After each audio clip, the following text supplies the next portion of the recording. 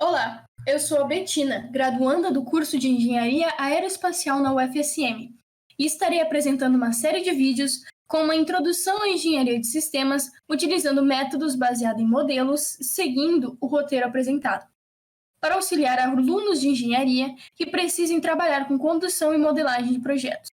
Para tanto, será abordado também a utilização do programa Capella para a construção de modelos gráficos. A separação desse curso é feita em 3 módulos. No primeiro módulo, são trabalhados os conceitos iniciais para a engenharia de sistemas. No módulo 2, a metodologia de engenharia de sistemas baseada em modelos, o MBSE, o método ARCAD. E por último, no módulo 3, serão mostradas as funcionalidades do Capella por meio de um estudo de caso. O módulo 1 deve abordar os aspectos gerais e iniciais da área de engenharia de sistemas para a situação dos iniciantes quanto ao escopo do curso, considerando a abrangência para os estudantes com diferentes experiências. Serão respondidas perguntas para a apresentação do tema, sendo as seguintes perguntas as utilizadas. Primeira, o que são os sistemas complexos? Segunda, o que é engenharia de sistemas? Terceira, quais são os benefícios da utilização de engenharia de sistemas no desenvolvimento de sistemas? Quarta, como são delimitadas as fronteiras e a hierarquia de sistemas? Quinta, o que são os sistemas de interesse e sistemas de sistemas? Sexta, o que são stakeholders e a sua importância para o projeto? Sétima, o que é ciclo de vida de sistemas e como utilizar o modelo em V, ou V-Chart? Oitava, como conciliar os requisitos dos interessados e a arquitetura do sistema? Nona, qual a importância de gerenciar processo, método, ferramenta e ambiente? Sistema é qualquer conjunto de partes relacionadas para as quais existe coerência suficiente entre as partes para tornar útil visualizá-las como um todo. O mundo está repleto de modelos de sistemas, bem como a própria definição desse termo é repleta de interpretações. Contudo, um sistema feito pelo homem no mundo real pode ser entendido como um conjunto de diferentes partes que mantêm relações entre si para cumprir um objetivo em prol de seu usuário. Nesse sentido, é possível dizer que os sistemas são aplicados às atividades humanas desde quando há registros da mesma, e que eles são adaptados conforme seus elementos evoluem. Isso se tornou mais expressivo durante a segunda metade do século XX, quando o rápido crescimento e aprimoramento das tecnologias tornaram os sistemas mais complexos na medida que os mais elementos foram adicionados e a integração entre suas relações ganhou maiores níveis de dificuldade. De tal maneira, podemos estabelecer um sistema complexo como a integração desses vários elementos que juntos executam uma determinada função. No campo da engenharia, para um conjunto integrado de elementos, subsistemas ou montagens que cumprem um objetivo definido, esses elementos incluem produtos como hardware, software ou firmware, processos, pessoas, informações, técnicas, instalações, serviços e outros elementos de suporte. Se considerarmos situações mais complexas, nas quais as partes de um sistema também podem ser vistas como sistemas, podemos identificar conceitos de sistemas comuns úteis para auxiliar o nosso entendimento.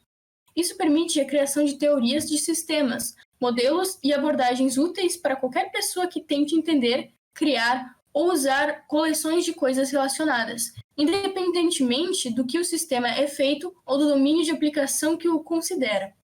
Assim, um sistema complexo é um sistema que possui vários subsistemas trocando entre si material, energia e informação.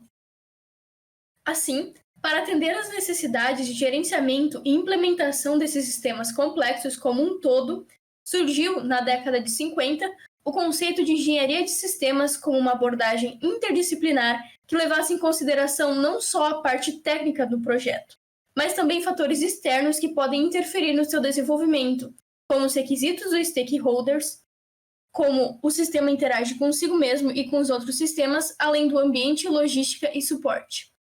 Essa abordagem é feita de uma forma iterativa, pela qual a interação de 2 ou mais processos em um certo nível do sistema, e recursiva, de modo que os mesmos processos são repetidos diversas vezes ao longo dos vários níveis do sistema, para garantir que as relações dos elementos sejam bem estimadas, uma vez que a ideia principal da engenharia de sistemas é construir um sistema complexo que é mais do que a soma de suas partes. Deste ponto de vista, é importante limitar quando é necessária essa avaliação. Podemos fazer isso desde que as questões abaixo sejam atendidas. A. O sistema ou componente é complexo? B. É possível encontrá-lo no mercado? C. Ele necessita de materiais, serviços, técnicas ou equipamentos especiais para seu desenvolvimento, produção, entrega ou descarte? D. Ele necessita de mais de uma disciplina para ser projetado? Para a engenharia de sistemas, os sistemas considerados são abertos, físicos, feitos pelo homem ou modificados de uma gama de elementos anteriores. Garantindo assim a necessidade de se utilizar a engenharia de sistemas no produto em questão, podemos, enfim, seguir para o processo em si. Então, como é realizada a abordagem desse sistema? De acordo com os 3 pilares importantes: o gerenciamento, a definição dos requisitos e arquitetura, e a integração, verificação e validação. O gerenciamento da engenharia de sistemas planeja, organiza, controla e direciona o desenvolvimento técnico de um sistema ou de seus produtos. Já a definição de requisitos e arquitetura define os requisitos técnicos baseados nos requisitos dos stakeholders. Define uma estrutura ou uma arquitetura para os componentes do sistema e aloca esses requerimentos aos componentes dessa arquitetura. E, por fim, a integração, verificação e validação do sistema integra os componentes da estrutura em cada nível de arquitetura e verifica se os requisitos para esses componentes são atendidos. E, por fim, valida se o sistema construído foi o correto. Vale ressaltar aqui que há uma diferença entre verificação e validação. Na verificação, se propõe que o sistema ou seus elementos atendem aos requisitos para eles, se o sistema foi construído corretamente. Já a validação ocorre quando o sistema está em uso e se avalia se ele realmente atende os pré-requisitos dos stakeholders, se o sistema construído foi o correto.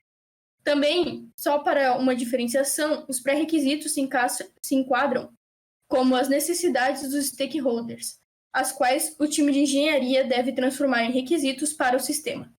Seguir esse processo deve propiciar, antes de tudo, um produto de qualidade a despeito dos outros benefícios que a engenharia de sistemas agrega ao desenvolvimento de um sistema.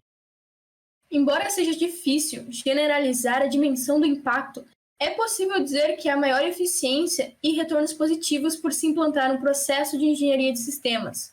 Em se tratando de projetos menores, a simplicidade pode compensar a negligência da engenharia de sistemas. Porém, quanto maior complexidade o sistema adquire, mais importante é utilizá-la, já que, como visto na imagem, um erro de projeto se torna cada vez mais caro de reverter conforme se avança no desenvolvimento. Por tal motivo, é importante usar o método de tailoring, que é basicamente gerenciar a quantidade de esforço em engenharia de sistema de acordo com a complexidade, tipo de sistema, tipo de organização, normas, entre outros, para poder adaptar conforme o tipo de produto. Assim, o processo de engenharia de sistemas pode encurtar o tempo do ciclo de vida, reduzir os pedidos de mudança de engenharia, os esforços de redesenho e retrabalho e os custos de fabricação. Isso implica em benefícios diretos, como a redução dos custos não recorrentes, que são gastos extraordinários, gastos que ocorrem uma única vez durante o projeto, gastos que não se espera que se repitam de forma regular. Redução dos custos do ciclo de vida, um produto mais competitivo e um processo que esteja de acordo com as expectativas e requisitos de clientes externos. Continuando sobre o processo de engenharia de sistemas, a fim de evitar maiores perdas no sistema devido à sua complexidade, esse conceito desenvolve estabelecendo fronteiras, hierarquias e funções. A fronteira do sistema serve para separá-lo ou separar seus componentes do ambiente em que ele é utilizado. Isso é importante porque ela delimita tudo que está fora do sistema e mesmo assim interage com ele. Em outras palavras, ela dá forma aos requisitos do sistema. Embora, à primeira vista, delimitar essa fronteira pareça uma atividade trivial, ela se mostra mais complexa e continua a demandar muita atenção. Um automóvel opera em uma rede de estradas e é apoiado por uma infraestrutura de postos de gasolina. No entanto, eles não são alterados para se adequar a um novo automóvel. Assim, este supersistema não precisa ser considerado no processo de engenharia como parte do sistema de desenvolvimento, mas como um elemento essencial em seu ambiente operacional. e na medida necessária para garantir se todos os requisitos da interface estão correta e adequadamente definidos.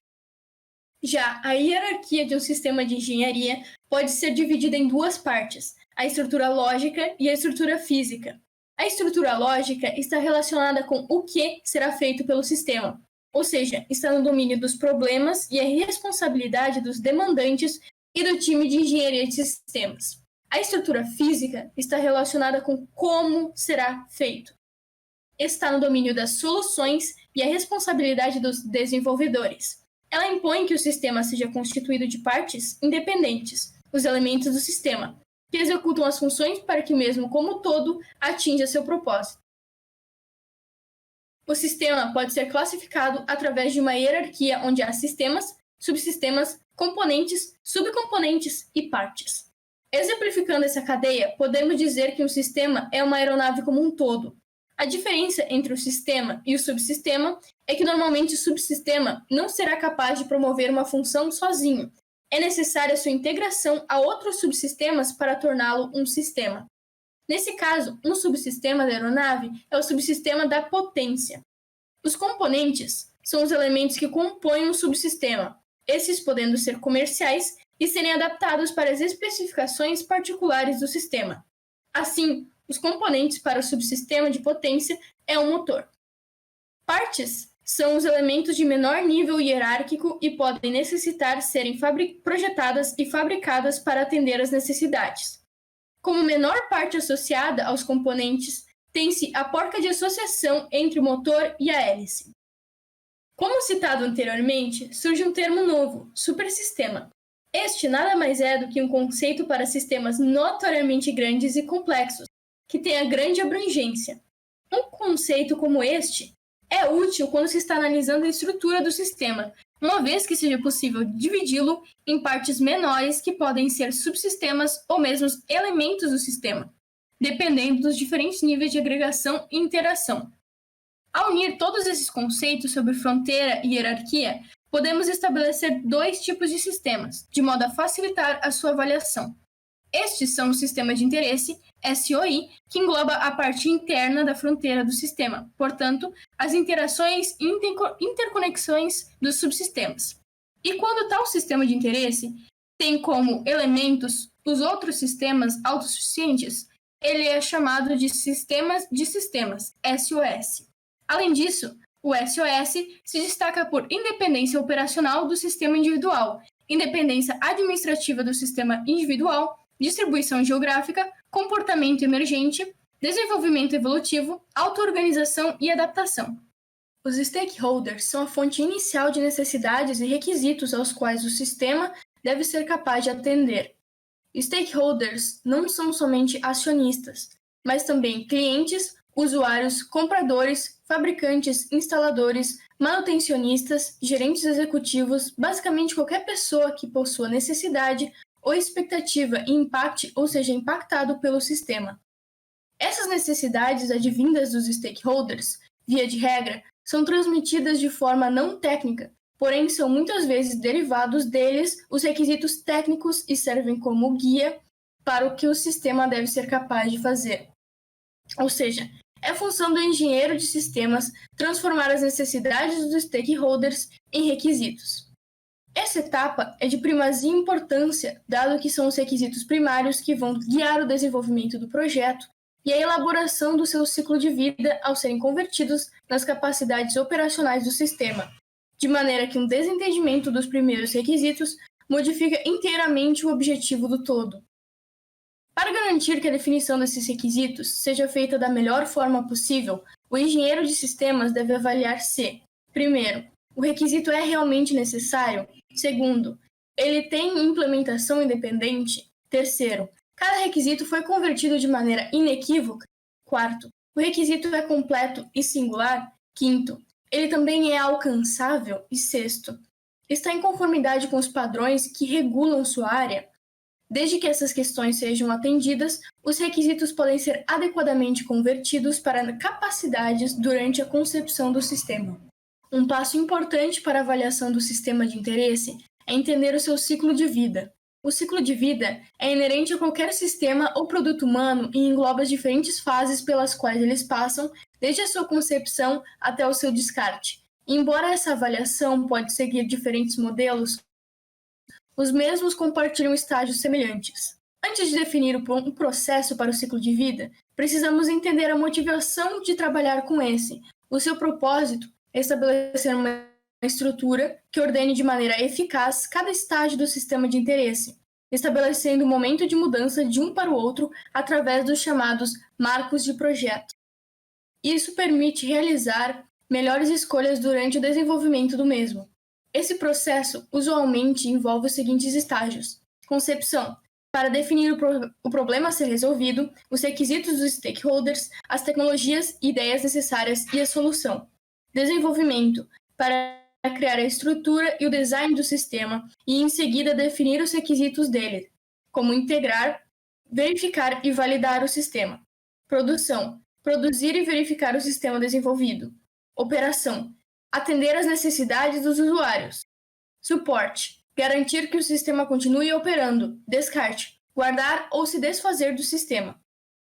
E para diminuir os riscos do projeto, ao se passar de um estágio para o outro, deve-se fazê-lo por meio dos marcos de projeto, que são as tomadas de decisão importantes a serem feitas, como as seguintes: seguir para o próximo estágio, continuar nesse estágio, retornar para o estágio anterior, interromper uma determinada atividade, encerrar o projeto. Dominando os conceitos que compõem o processo do ciclo de vida, pode-se aplicá-los a diferentes modelos, principalmente Waterfall, Spiral e V-Chart. Essas são representações gráficas lineares, mas que garantem uma natureza incremental, iterativa e recursiva ao longo do ciclo de vida. Notoriamente, o modelo em V tem sido amplamente implementado por várias agências, institutos de pesquisa e universidades, inclusive pela NASA, por ele abordar intuitivamente o nível em que se encontra o projeto e correlação de informações definidas do V, usadas no nível correspondente da subida do V, para a realização das diversas etapas de integração, verificação e validação.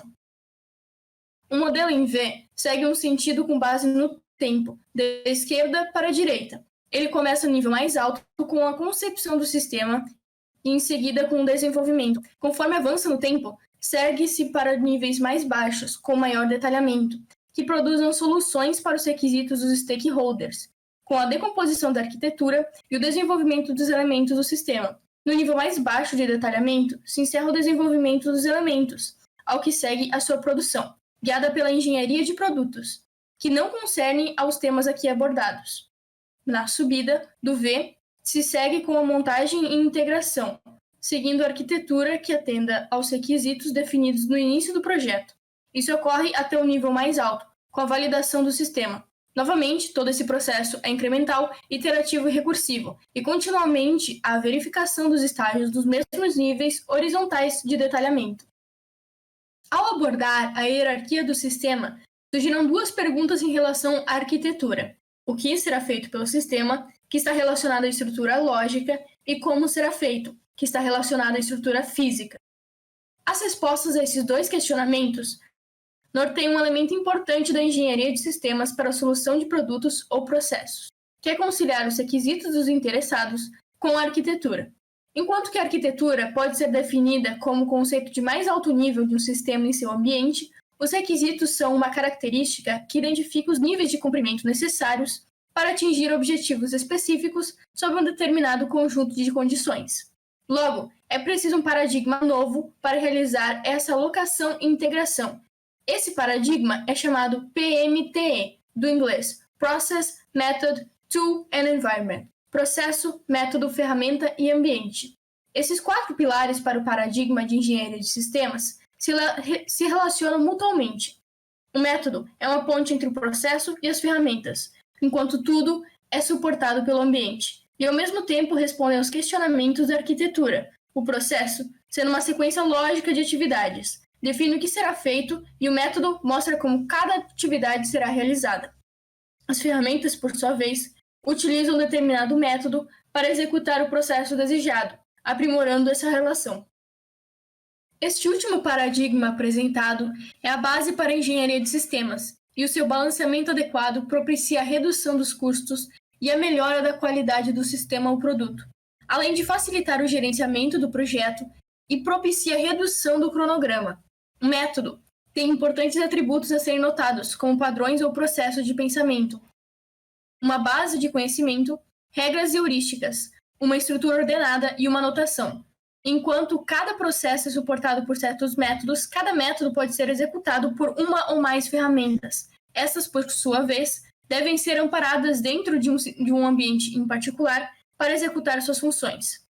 Em relação ao balanceamento das ferramentas, o time de engenharia de sistemas deve se ater em conciliar sua relação e eficácia com a parte técnica, ou método, e a parte de gerenciamento, o processo, pois eventualmente as ferramentas tendem a atender eficazmente um ao outro.